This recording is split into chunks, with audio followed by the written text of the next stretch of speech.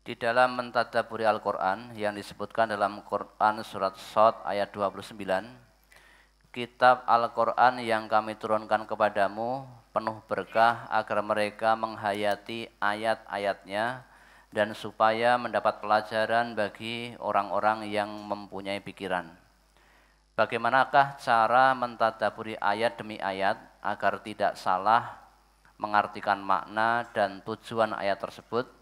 Karena ada orang yang mengatakan bahwa belajar Al-Quran itu tidak boleh sembarangan mengartikan dan menafsirkan sendiri, tetapi sebelumnya dia harus tahu bahasa Arab, nahwu, shorof, dan hafal hadis.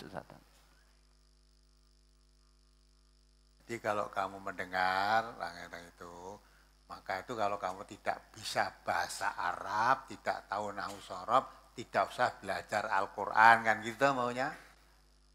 Ya? Padahal mentadaburi Al-Quran di situ, mempelajari tiap-tiap ayatnya. Maksudnya kita memahami ayat-ayat Al-Quran, dipahami. Tidak perlu menafsir kalau memang tidak bisa, tidak punya alat.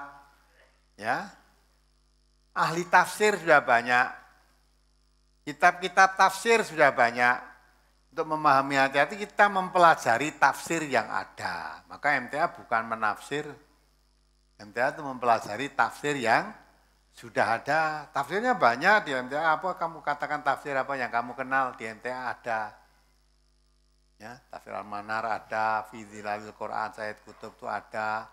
Ya, tafsir Al-Azhar juga ada, At-Tabari ada, Qurtubi ada, Al-Maroghi juga ada, ya. Ada apa lagi? Tafsirnya Quraisy Shihab itu juga ada, Al-Misbah. Kita pelajari aja tafsir. Jangan terus, memang mempelajari Al-Quran, menafsir ayat sembarangan memang tidak boleh, tidak bisa disembarangan.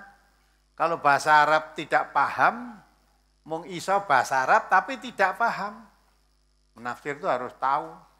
Nahwu shorof, balaghahnya, mantiknya harus tahu. Lah kalau tidak paham itu bagaimana menafsir? Ahli-ahli tafsir sudah banyak.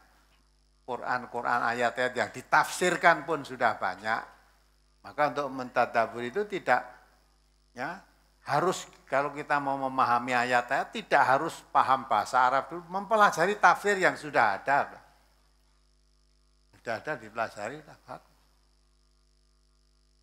Jangan malah tidak mempelajari, ya, karena tidak bisa bahasa Arab, bahwa sampai mati kamu nggak ada paham, ya. Karena tidak paham maka penerapan ayat-ayat beda, tidak pada tempatnya. Ayat Al-Quran itu untuk dipelajari orang yang punya akal pikiran supaya dapat pelajaran, tidak mau pakai malah ayat-ayat Quran buat tulis jadi jimat.